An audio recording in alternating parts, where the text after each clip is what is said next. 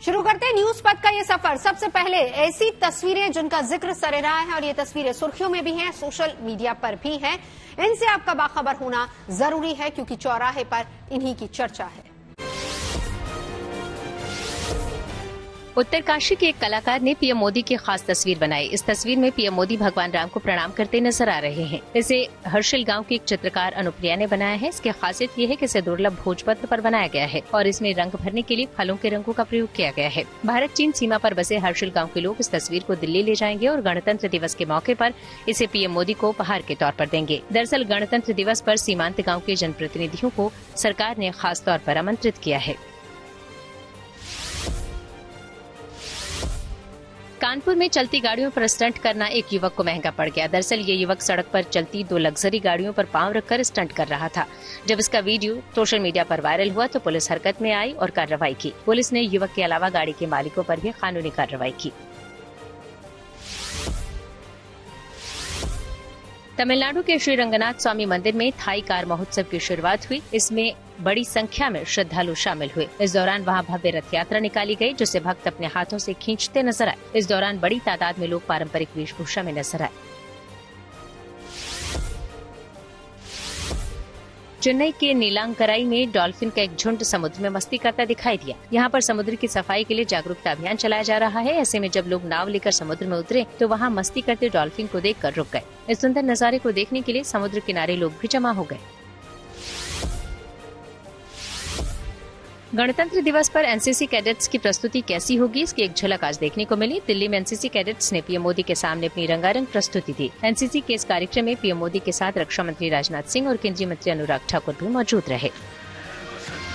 वो शक्ति है कि जिसको अपनी शक्तियों का ज्ञान है, जिसके हाथ में कमान लक्ष्य पर ही ध्यान है, जो चक्रवात की लहर के सर पे चढ़ के झूम ले, कि प्रश्न चिन्ह तोड़ कर जो उत्तरों को चूम ले।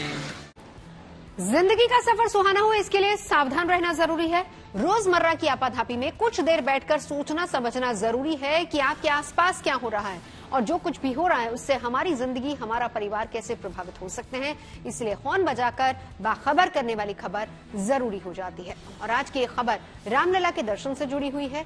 अयोध्या में भक्तों का तांता लगा है। प्रभु राम के दर्शन के लिए भक्त उमड़ पड़े हैं। पहले ही दिन 5 लाख से ज्यादा लोगों ने दर्शन किए। आगे भी बड़ी तादाद में राम भक्त वहां पर पहुंचने वाले हैं, यानी कि भीड़ बहुत ज्यादा रहेगी। और इसलिए प्रशासन और सरकार दोनों अलर्ट मोड पर है। हर जरूरी इंतजाम किए जा रहे हैं ताकि किसी को असुविधा ना हो और आराम से रामलला के दर्शन भी हो पाए। अयोध्या जाने के लिए आप भी जल्दबाजी न करें। अपना प्लान कुछ दिन बाद ही बनाएं और हड़बड़ी दिखाने वालों के लिए सावधानी वाला हॉर्न जरूर बजाएं।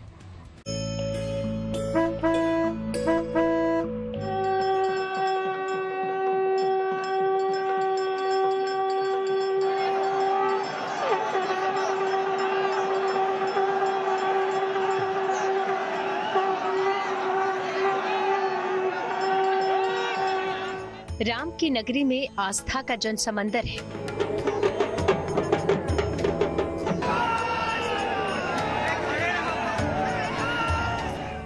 भक्त अपने आराध्य को देखने के लिए व्याकुल है। उत्साह है, उमंग है, होठों पर श्री राम का नाम है। प्राण प्रतिष्ठा के बाद बालक राम के दर्शन के लिए श्रद्धालु उमड़ पड़े हैं। पहले दिन यानी मंगलवार को 5 लाख से ज्यादा भक्तों ने दर्शन किए। हालांकि इतनी बड़ी तादाद में आए लोगों को संभालना आसान नहीं था। भीड़ का आलम ये था कि रामपथ से मंदिर परिसर तक की करीब 600 मीटर की दूरी को तय करने में लोगों को 3 से 5 घंटे लग गए। अफरा तफरी हुई, कई बार धक्का मुक्की हुई। गर्भगृह में भी पहुंचने के बाद भक्तों को कुछ सेकंड के लिए भगवान के दर्शन हुए। हालात देखते हुए सीएम योगी मंदिर परिसर आए और लोगों से संयम बरतने की अपील की। इस वक्त हमारी मौजूदगी राम मंदिर परिसर के इस मुख्य द्वार पर है, जहां आप देखिए लगातार जो है कतारें चल रही हैं। दर्शनार्थी जा रहे हैं, रामलला का दर्शन करके आ रहे हैं और कल की अपेक्षा में आज जो व्यवस्थाएं हैं वो काफी बेहतर की गई हैं। सुरक्षा के लिहाज से भी देखा जाए तो टुकड़ियां बढ़ाई गई हैं और कतारें जो हैं वो लगातार चल रही हैं। अभी तक सुबह से लेके दोपहर के समय तक अभी तक कोई भी ऐसी सूचना नहीं है जहां पर कोई भी स्थिति अप्रिय हुई हो। लोग संयम से आए तो अच्छा है, आराम से बहुत सुंदर तरीके से दर्शन हो जाएंगे। कल यहाँ बहुत भीड़ थी, आउट ऑफ कंट्रोल था सब कुछ, थोड़ी व्यवस्था में भी कमी थी, लेकिन कल दोपहर को ही शाम को भी जैसे मुख्यमंत्री साहब ने जो उन्होंने ऑर्डर किया और रात ही रात में आप देखो कितनी सुंदर व्यवस्था हो गई है। अंदर आराम से दर्शन हो रहे हैं, कोई धक्का मुक्की नहीं है, एकदम आराम से हम हमारे रामलला के दर्शन करके आ रहे हैं। कल से जब से योगी जी आए हैं तब से व्यवस्था बहुत बदली है।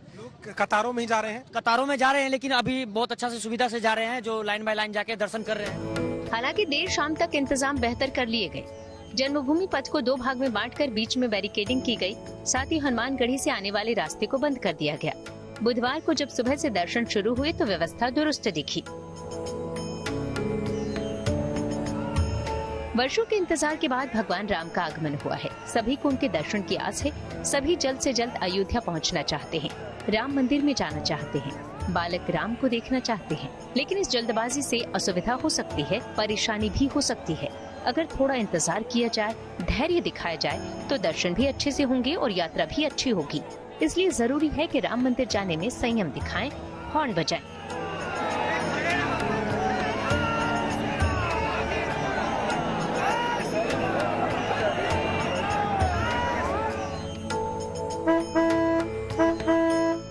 आपको बता दें कि अयोध्या में भक्तों की भीड़ को देखते हुए सरकार भी अलर्ट है। अयोध्या जाने वाली रोडवेज की बसों को रोका गया है। मंदिर के पास बैरिकेडिंग की गई है। एसडीएम स्तर के 8 अधिकारियों को भीड़ संभालने की जिम्मेदारी दी गई है। भक्तों को कतार में दर्शन के लिए भेजा जा रहा है। मंदिर के बाहर करीब 8000 सुरक्षा कर्मी तैनात किए गए हैं। कल की अपेक्षा आज जो है सिक्योरिटी फोर्सेस को बढ़ाया गया है। आप देखिए उत्तर प्रदेश पुलिस के जवान इस वक्त आपको टेलीविजन स्क्रीन पर नजर आ रहे हैं और अगर दूसरी तरफ आप देखें तो यहाँ महिला और पुरुष टुकड़ी है आरएएफ की, जो रैपिड एक्शन फोर्स होती है। किसी भी तरह की अप्रिय घटना या कभी अगर भगदड़ हो या कोई इस तरह की स्थिति हो तो तुरंत उसे काबू कर सकती है। इनकी भी तैनाती यहाँ बढ़ाई गई है और पूरे लगातार सुबह से लेकर के देर रात तक ये गश्त चलती रही और पूरी साजो सामान के साथ तैयारी है कि कोई भी स्थिति बिगड़े तो उसको तुरंत नियंत्रित कर लिया जाए। अच्छा, मंदिर के अंदर भी अगर आप जाएंगे तो आपको वहां पर व्यवस्था बाकायदा कतारबद्ध तरीके से दर्शन होंगे। इसके अलावा फोन के इस्तेमाल पर रोक है, लाउड स्पीकर लगे हुए हैं, अनाउंसमेंट हो रहे हैं। अगर किसी का कुछ छूट रहा है या कोई व्यक्ति आगे पीछे होता है तो उसकी भी जानकारी यहाँ पर लाउड स्पीकर के जरिए दी जाती है। भगवान राम के दर्शन के लिए इस वक्त सभी बेचैन हैं। क्या आम क्या खास, सभी अपने साधन अपने तरीके से अयोध्या जाने की तैयारी में हैं। इसे देखते हुए क्राउड मैनेजमेंट में सरकार के आला अफसर खुद जुड़े हैं। हर पल की जानकारी ली जा रही है, हर बात पर नजर है। मुख्यमंत्री योगी आदित्यनाथ भी खुद पल पल की अपडेट ले रहे हैं। एडीजी लॉ एंड ऑर्डर और प्रमुख सचिव गृह संजय प्रसाद राम मंदिर में खुद व्यवस्थाओं का जिम्मा संभाले हुए हैं।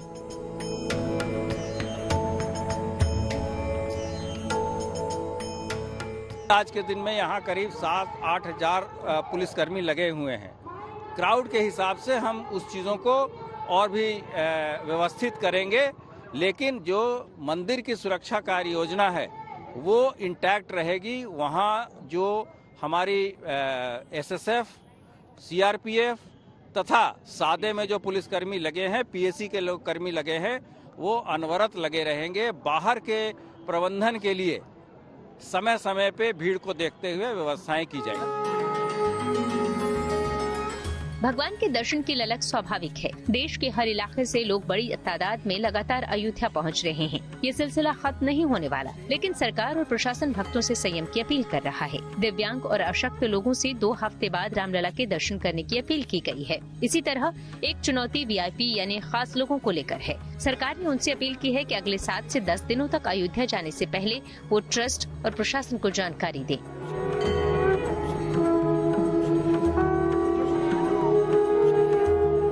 कल 5 लाख से ज्यादा श्रद्धालुओं ने दर्शन किए और आज भी यह आंकड़ा एक रिकॉर्ड बना सकेगा। लेकिन जिस तरीके की व्यवस्थाओं में बड़ा परिवर्तन है वो एक असर दिखा रहा है। दूसरी तरफ उत्तर प्रदेश सरकार की तरफ से एक अपील भी की गई है। तमाम जितने वीआईपी और जो लोग दूर से आ रहे हैं या गणमान्यों को लेकर के भी ये कहा जा रहा है कि 7 से 10 दिन के समय देकर के प्रशासन को, राम मंदिर ट्रस्ट को वो जानकारी देकर के यहाँ पर आए ताकि व्यवस्थाओं को और बेहतर किया जा सके और सुलभता दर्शन की आम जनमानस से लेकर के ये अति विशिष्ट और सभी लोगों के लिए बनी रहे, उसकी अपील भी की गई है।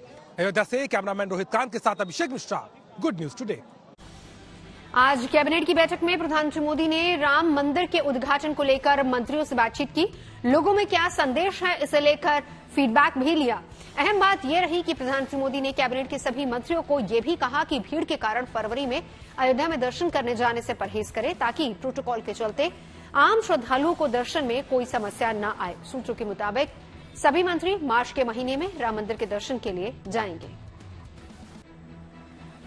कि फरवरी तक अयोध्या में हलचल बहुत तेज रहने वाली है। सभी बीजेपी शासित राज्यों के मुख्यमंत्री अपने मंत्रियों के साथ भगवान राम के दर्शन को जाने वाले हैं। 31 जनवरी को त्रिपुरा के मुख्यमंत्री माणिक साहा अपनी कैबिनेट के साथ रामलला के दर्शन करेंगे।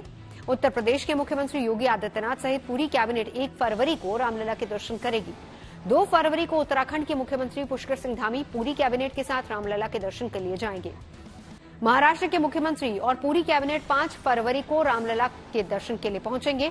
अरुणाचल के मुख्यमंत्री पेमा खांडू 6 फरवरी को अपने मंत्रिमंडल के साथ दर्शन करेंगे। हरियाणा के मुख्यमंत्री मनोहर लाल खट्टर कैबिनेट के साथ 9 फरवरी को रामलला के दर्शन के लिए जाएंगे। 12 फरवरी को राजस्थान के मुख्यमंत्री भजन लाल शर्मा अपनी कैबिनेट के साथ दर्शन के लिए पहुंचेंगे।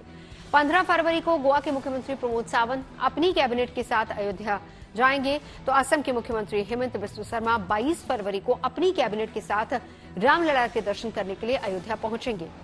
24 फरवरी को गुजरात के मुख्यमंत्री भूपेन्द्र पटेल पहुंचेंगे और 4 मार्च को मध्य प्रदेश के मुख्यमंत्री मोहन यादव अपनी कैबिनेट के साथ भगवान श्रीराम का आशीर्वाद लेने के लिए पहुंचेंगे। बिहार के पूर्व मुख्यमंत्री कर्पूरी ठाकुर की 100वीं जयंती पर दिल्ली में हुआ भव्य कार्यक्रम। चलते न्यूज एक्सप्रेसवे पर, जहां ऐसी कई और खबरें मौजूद हैं।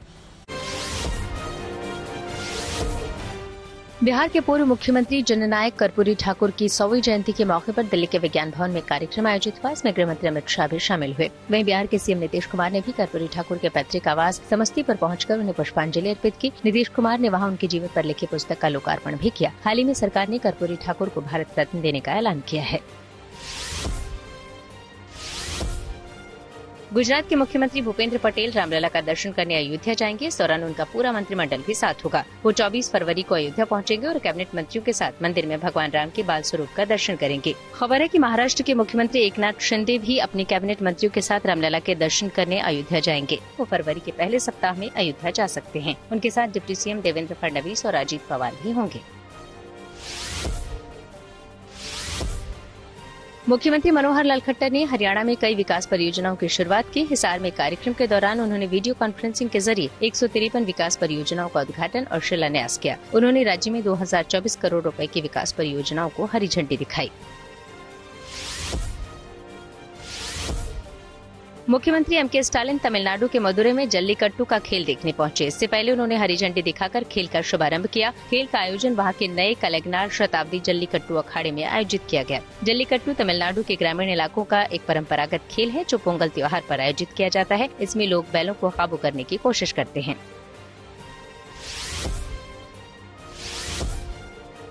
मध्य प्रदेश के कुनू नेशनल पार्क में 3 नहीं 4 शावकों ने जन्म लिया। ये अपडेट केंद्रीय पर्यावरण मंत्री भूपेन्द्र यादव ने शेयर की। दरअसल इससे पहले मंगलवार को उन्होंने सोशल मीडिया प्लेटफॉर्म एक्स पर खुशखबरी दी थी कि नामीबिया से आई मादा चीता ज्वाला ने 3 शावकों को जन्म दिया है। अब एक बार फिर उन्होंने जानकारी शेयर की है कि ज्वाला ने 3 नहीं 4 शावकों को जन्म दिया है। साथ ही उन्होंने खुशी जताते हुए कामना की है कि चारों शावक स्वस्थ और प्रसन्न रहें।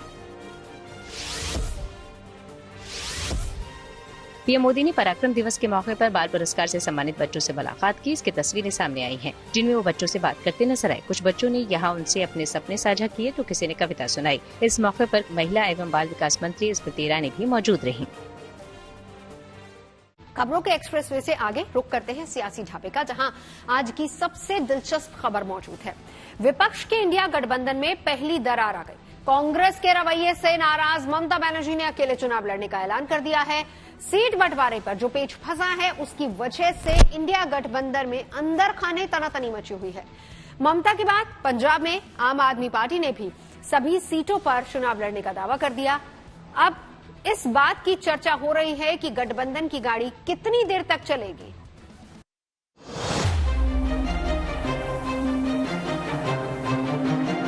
हमको बहुत सम्मान मिलते हैं। ममता बनर्जी की दया से हम लोग नहीं चुनाव लड़ेंगे। और लड़ने के नहीं चाहते। वो लोग क्या कहते हैं, हमको जो मर्जी हो हम करेंगे।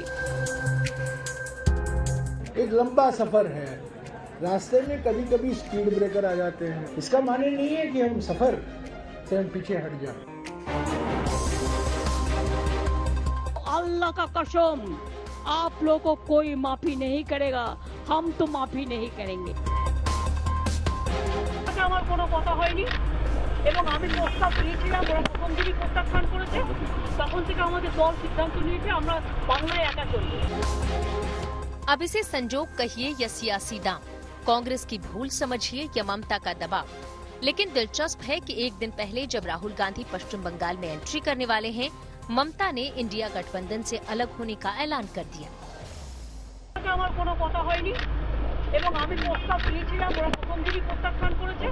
তখন থেকে আমাদের দল সিদ্ধান্ত নিয়েছে আমরা বাংলায় একা চলবো।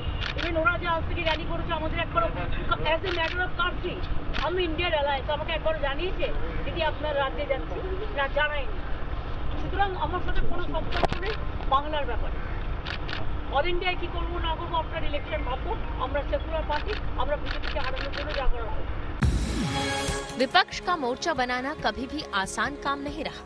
आज जब कोई बड़ा नेता मोर्चे के केंद्र में नहीं, ये काम और भी दुश्वार है। मगर गठबंधन को इंडिया नाम देने वाली ममता यूं साथ छोड़ चल देंगी, किसने सोचा था। एक दिन पहले राहुल तो ममता से अपने अच्छे रिश्ते की दुहाई दे रहे थे। हमारा ममता जी के साथ मेरा पर्सनल और पार्टी का बहुत अच्छा रिश्ता है। हाँ, थोड़ा थोड़ा होता रहता है, कभी कोई उनका कोई बोल देता है, हमारा कोई बोल देता है। These are natural things, these are not things that are going to disrupt anything. समझ लीजिए कि जो हुआ रातों रात नहीं हुआ। सीट शेयरिंग को लेकर ममता और कांग्रेस आमने सामने है। कांग्रेस 10 सीट चाहती है, ममता 2 से ज्यादा सीटों के लिए तैयार नहीं। फिर भी बात चल ही रही थी, रास्ता निकल भी सकता था, पर लगता है कि सीट शेयरिंग से पहले राहुल की न्याय यात्रा का बंगाल आना ममता को खटक गया। ये कहते हुए ममता किनारा कर गई कि ना तो यात्रा की खबर दी गई और न न्योता। हमको बहुत सम्मान मिलते हैं और 300 सीट में आप अकेला लड़ो, हम मदद कर देगा, हम आपका कोई सीट में हम नहीं लड़ेंगे। वो लोग क्या कहते हैं, हमको जो मर्जी हो हम करेंगे।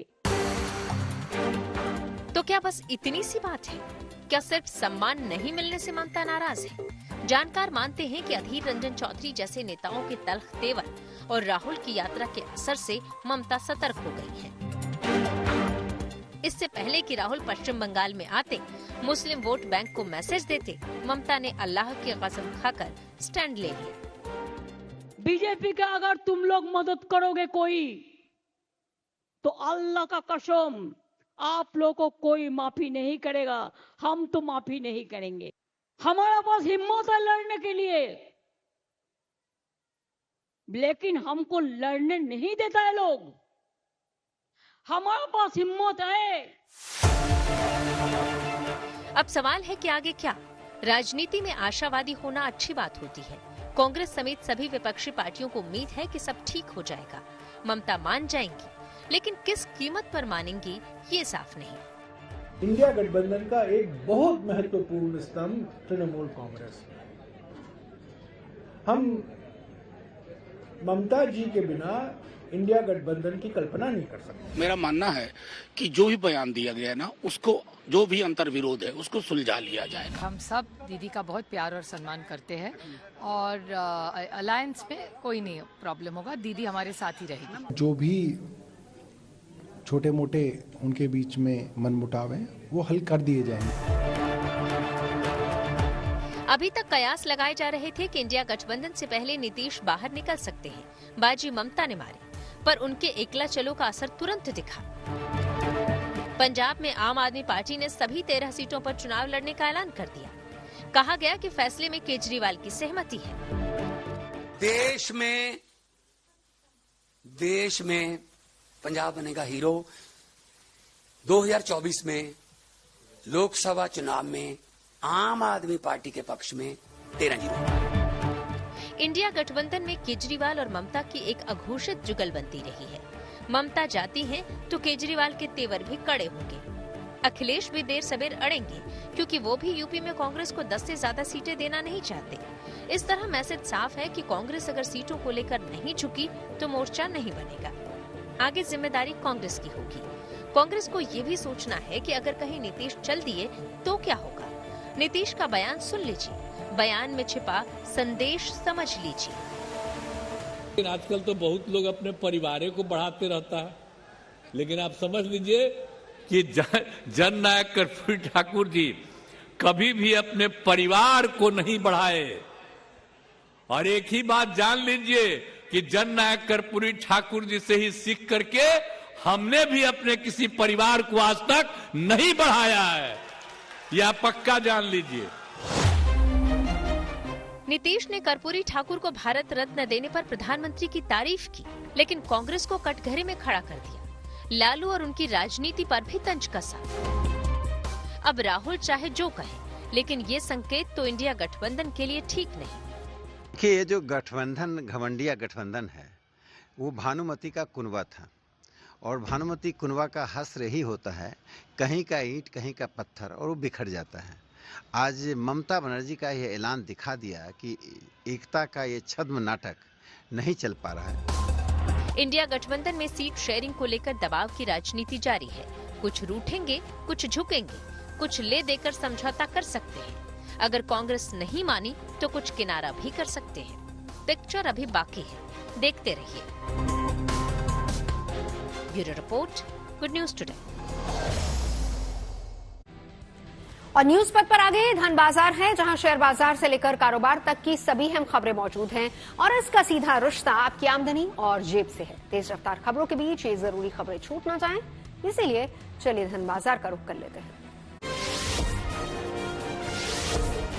शेयर बाजार में उछाल दर्ज किया गया। सेंसेक्स 690 अंक चढ़कर 71,060 पर बंद हुआ, तो वहीं निफ्टी में भी 215 अंकों की तेजी रही। निफ्टी उछाल के साथ अब 21,454 पर पहुंच गया। टेलीकॉम और मेटल समेत तमाम शेयर्स में आज बढ़ोतरी दर्ज की गई। दिल्ली सराफा बाजार में सोना 50 रुपए सस्ता हो गया। इसके साथ ही अब दिल्ली में 10 ग्राम सोने की कीमत 63,200 रुपए हो गई। हालांकि चांदी 300 रुपए महंगी हो गई। अब दिल्ली में 1 किलो चांदी की कीमत चढ़कर 76,000 रुपए पर पहुंची। डीजीसीए ने एयर इंडिया पर जुर्माना लगाया है। नागरिक उड्डयन महानिदेशालय ने सुरक्षा मानदंडों के पालन में चूक को लेकर एयर इंडिया पर 1 करोड़ 10 लाख रुपए का जुर्माना लगाया है। डीजीसीए ने कहा कि एयरलाइन कर्मचारी की शिकायत के बाद एयर इंडिया की लंबी दूरी के विमानों की जांच की गई, जिसके बाद सुरक्षा उल्लंघन के आरोप में ये कार्रवाई की गई है। टाटा मोटर्स अब जल्द ही सीएनजी ऑटोमेटिक कार लॉन्च करने की तैयारी में है। कंपनी ने अपनी नई कार टियागो सीएनजी और टिगोर सीएनजी ऑटोमेटिक का टीजर सोशल मीडिया पर शेयर किया है। कंपनी का दावा है कि ये देश की पहली ऑटोमेटिक गियर बॉक्स वाली सीएनजी कार है। Tech company Apple electric vehicle की दुनिया में कदम रखने को तैयार है। मीडिया रिपोर्ट्स के मुताबिक एप्पल साल 2028 में अपनी पहली इलेक्ट्रिकल व्हीकल लॉन्च करेगी। हालांकि एप्पल ईवी को 2026 में लॉन्च करने वाली थी। माना जा रहा है कि एप्पल की कार सेमी ऑटोमेटिक होगी। और अब रुक करते हैं प्रगति मार्ग का, जहां ऐसी खबरें हैं जो देश की तरक्की, प्रगति और लोगों की काबिलियत को दिखाती हैं। सरकार अब रोपवे को पब्लिक ट्रांसपोर्ट के नए विकल्प के तौर पर अपनाने की तैयारी कर रही है। पहले प्रोजेक्ट के तहत वाराणसी में इस पर काम चल रहा है। सरकार की योजना है कि इसे जल्दी से जल्दी पूरे देश में लागू किया जाए।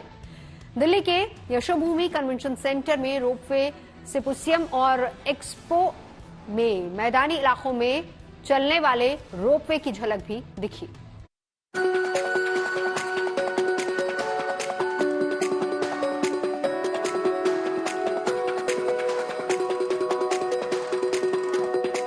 अब रोपवे बनेगा पब्लिक ट्रांसपोर्ट का नया विकल्प और इसकी शुरुआत होगी वाराणसी से। यानी बनारस के लोगों को अब ट्रैफिक के झंझट से बहुत जल्द मुक्ति मिलने वाली है। इस पर काम शुरू हो चुका है, रूपरेखा भी खींची जा चुकी है।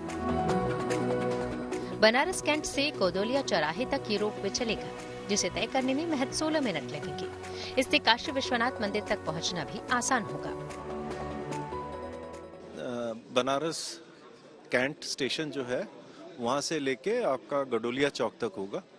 ये एल प्रोफाइल सेक्शन में है और ये करीब करीब 3.85 किलोमीटर लंबी है। इसमें 5 स्टेशन होंगे और दिन में लगभग 1 लाख लोग इसमें सफर कर पाएंगे। मेट्रो स्टेशन की तरह इसके भी ठहराव के लिए स्टेशन होंगे। यात्रियों की सुविधा के लिहाज से वहां सुविधाएं भी होंगी। वेटिंग एरिया से लेकर शौचालय जैसी मूलभूत सुविधाओं का खास ख्याल रखा गया है। जहां तक रोपवे की बात है तो इसमें ज्यादा से ज्यादा यात्रियों के बैठने के लिए सीट की व्यवस्था होगी। प्रोटोटाइप एक कैबिन हम लोग बना रहे हैं इंडियन मार्केट के लिए। इसका ये बेनिफिट है ये कैबिन का कि देखिए, इसका एक है कि वेंटिलेशन अच्छा रहेगा और व्यू भी इससे बहुत बढ़िया मिलेगी, बाहर की व्यू अच्छी मिलेगी। तो जो अधिकतर अभी कैबिन्स हैं इंडिया में, दे आर 4 सीटर कैबिन्स। ये कैबिन 6 सीटर की होगी, 8 सीटर की होगी, 10 सीटर को भी होगी। और basically we are focusing on passenger comfort. दरअसल सरकार रोपवे को न सिर्फ पहाड़ी बल्कि मैदानी इलाकों में भी पब्लिक ट्रांसपोर्ट की तरह इस्तेमाल करने की तैयारी में है। ऐसे में अगर ये प्रयोग सफल रहा तो सरकार इसे बड़े पैमाने पर लाने की तैयारी कर रही है। फिलहाल 200 इलाके चिन्हित किए गए हैं। हमने 1,25,000 करोड़ के 200 प्रोजेक्ट आइडेंटिफाई किए हैं और ये संख्या और करीब 400 प्रोजेक्ट बढ़ सकते हैं।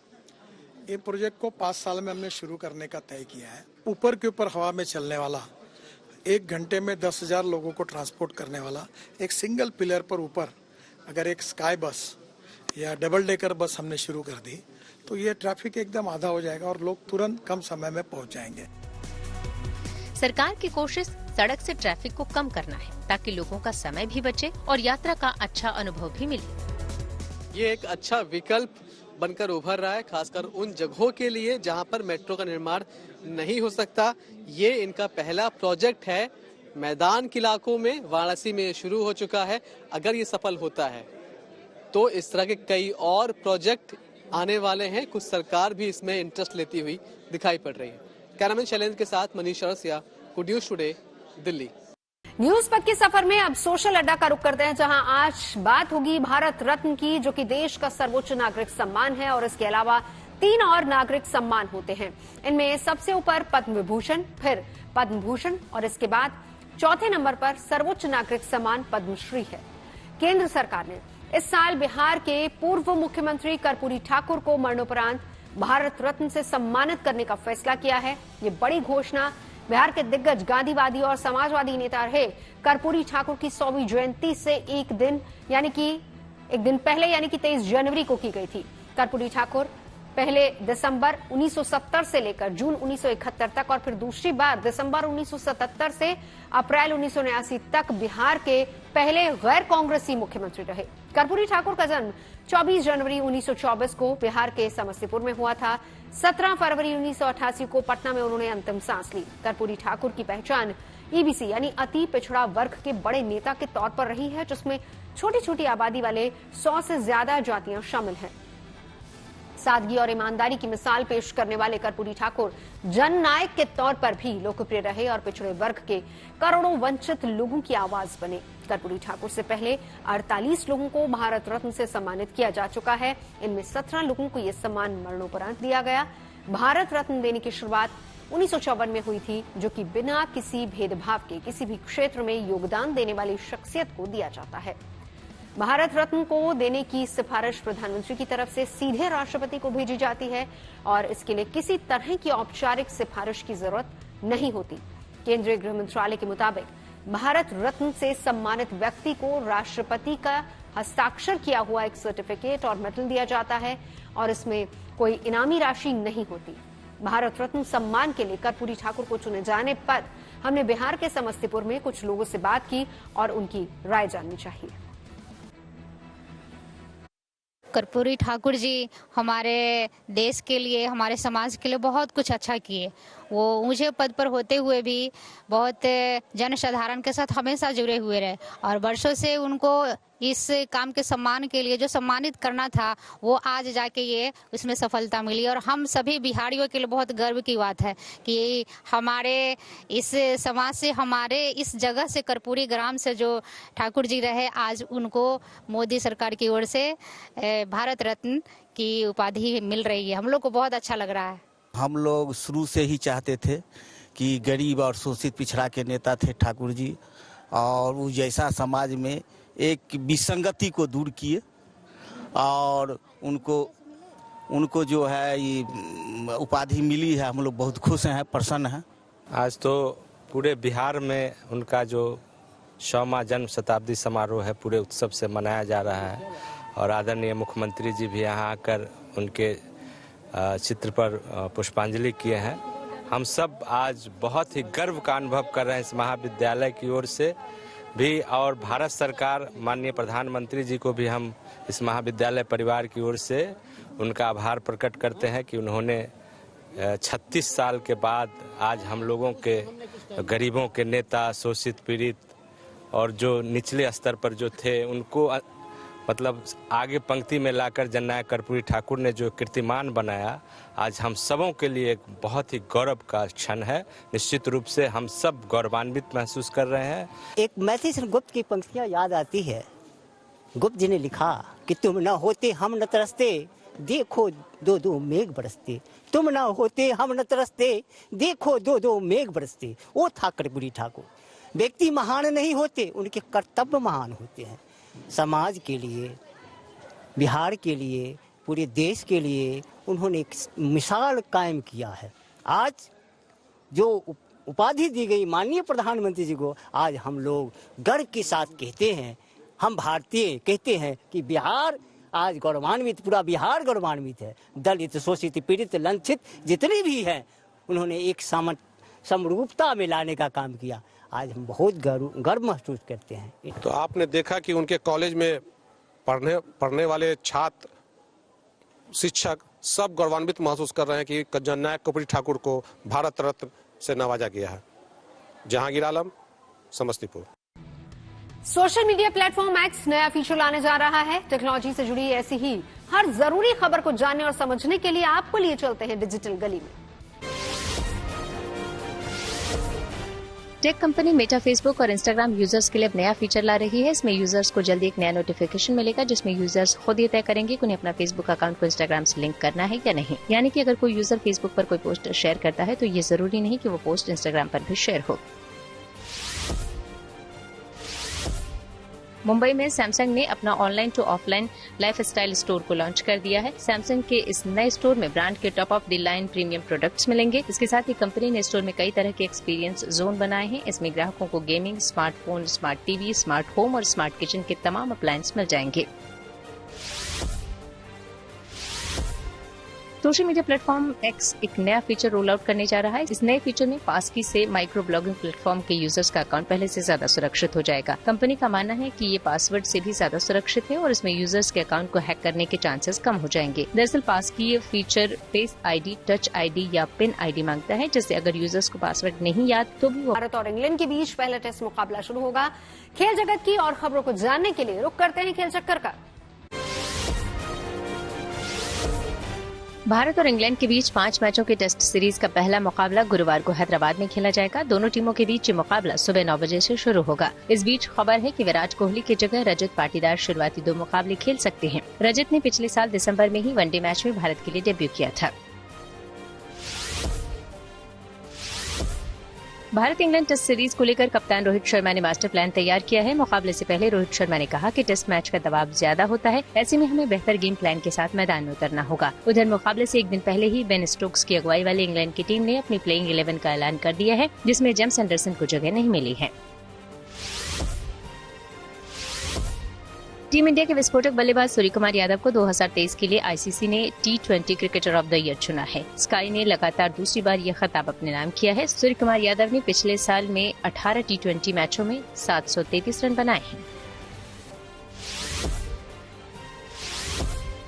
शाह खावर को पाकिस्तान क्रिकेट बोर्ड का अंतरिम चेयरमैन नियुक्त किया गया है। जका अशरफ ने पीसीबी चेयरमैन पद से पिछले हफ्ते ही इस्तीफा दिया था। पदभार संभालने के बाद शाह खावर ने कहा कि मेरी जिम्मेदारी जल्द से जल्द पीसीबी चेयरमैन का चुनाव करवाने की है। वनडे वर्ल्ड कप में खराब प्रदर्शन के बाद पाकिस्तानी टीम के कप्तान और बोर्ड में तब्दीली की गई थी। न्यूज पथ में मेरे यानी नवजोत रंधावा के साथ अभी के लिए बस इतना ही। देश और दुनिया की तमाम अच्छी खबरों के लिए आप देखते रहिए गुड न्यूज टुडे।